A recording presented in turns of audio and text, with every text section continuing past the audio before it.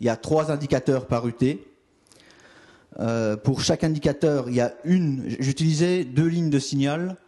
Depuis cette année, je n'utilise plus qu'une seule ligne de signal pour chaque indicateur, qui est la moyenne mobile exponentielle 8. Sur ces indicateurs, j'ai les bandes de Bollinger. Elles sont paramétrées pas en 22, mais en 20, 1,6, moyenne triangulaire.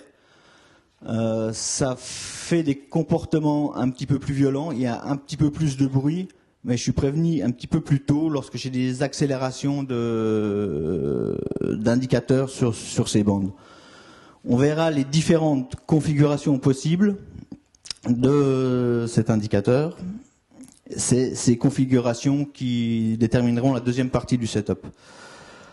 Enfin, pour les objectifs, quelque chose de très classique, soit des retracements, soit des projections. Par contre, ce que j'aime bien, c'est d'avoir un niveau, une convergence de niveau. C'est pas simplement une projection qui me donne mon objectif. Si j'ai une projection plus un retracement qui me donne une zone de prix, c'est pas à la virgule près, j'aime bien attendre ces prix sur ces zones.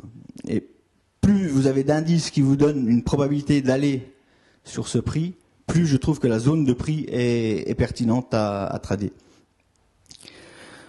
Où vont se situer ces setups? Donc là, je vous ai repris une illustration d'un mouvement baissier en 5 ou 3 temps. Alors un mouvement baissier en 5 temps, qu'est-ce que c'est?